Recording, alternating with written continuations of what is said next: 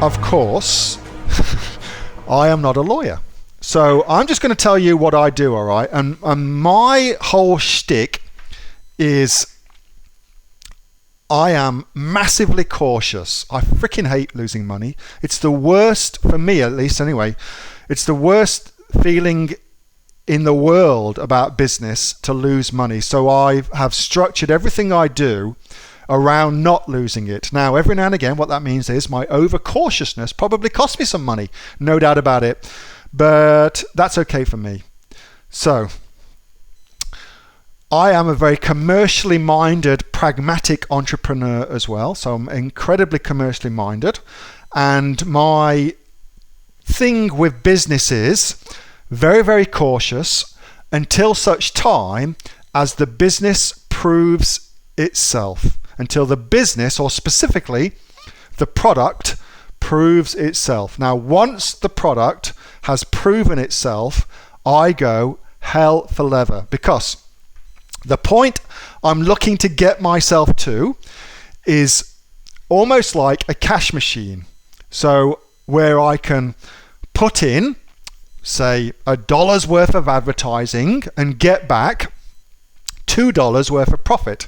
That's the point I'm looking to get to, okay? And so the question then becomes, given that for every $1 you invest in your business, you get $2 back, how much money should you invest in your business? And of course, the answer is as much as possible, because you know for every dollar in, $2 back. So how does that apply to trademarks? Well, with trademarks, again, I am cautious until the business proves itself. So a trademark, that's typically going to cost you $1,000. If your Kate's son does it for you, it's going to cost you a little bit less, especially if you say you're Aussie online entrepreneurs. But for the most part, it's $1,000. If you're in the USA, a couple of grand, $2,000 we just paid over there.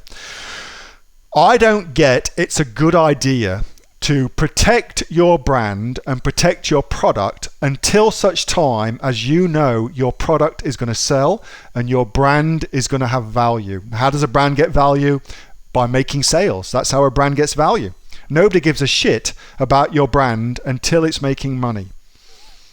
So for me, I have a rule of thumb, and it's this. I do not trademark, patent, whatever you think of, anything until the business hits $10,000 a month.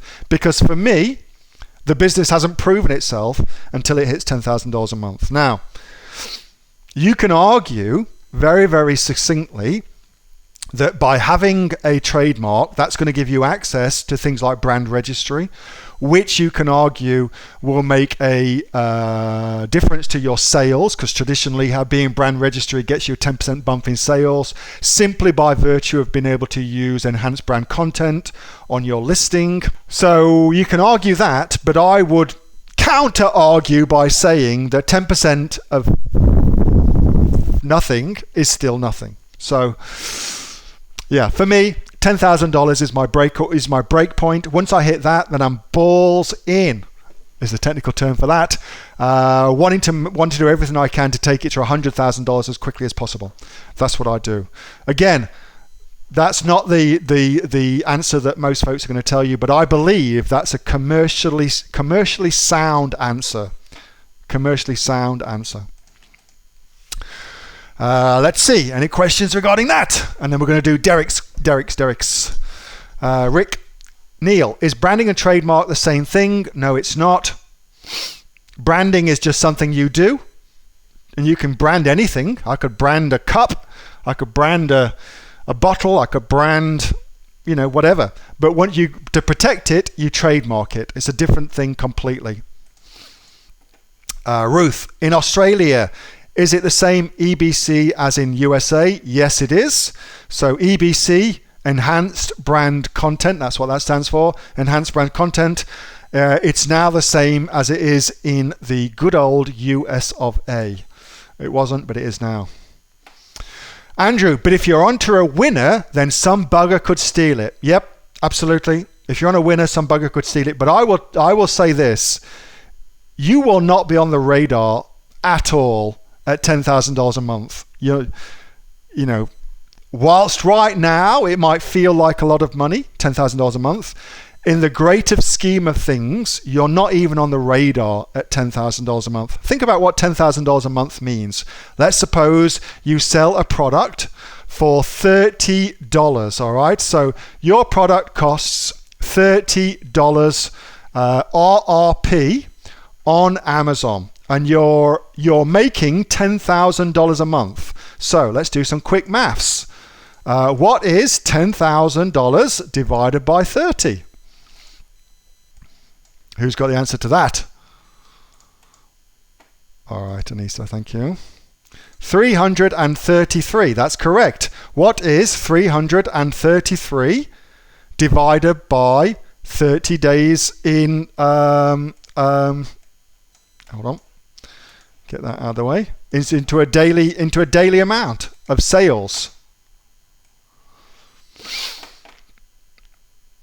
10 sales a day, that's it. So 10 sales a day of a product, 10 or 11, yeah, 10 or 11 sales a day is nothing. It's nothing, but that's $10,000 a month.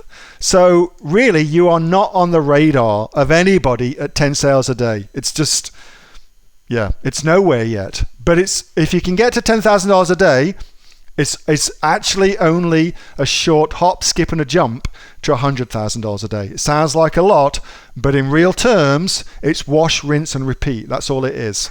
So consider that. You got to make your own decisions. Absolutely, I get that, but I'm just telling you what I do.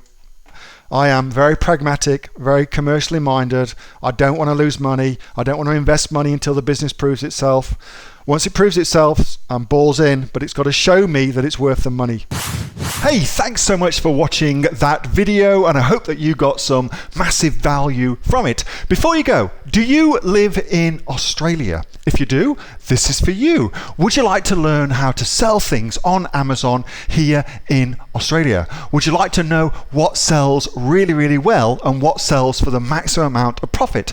Would you like to know where you can source those products from, whether that be in China or here in Australia, and how to source them so you pay bottom dollar and get maximum value for what you're doing? If you do, please subscribe to my channel and like this video, and you'll learn that and much more. It's the exact same information that people like Jeff from New South Wales have used to make $45,000 a month on Amazon, that Sue, who's from the sunny coast, has used to purchase herself a brand spankly BMW every single year as a result of her e-commerce business, and the lovely Kate from Bowral in New South Wales has used to make $32,000 a year on, a month, not a year, a month on Amazon, and indeed Anthony, who makes $15,000 a month on Amazon, selling, as he puts it, odds and sods. If you'd like to learn the exact same information that they use to maximize their profits for their Amazon businesses,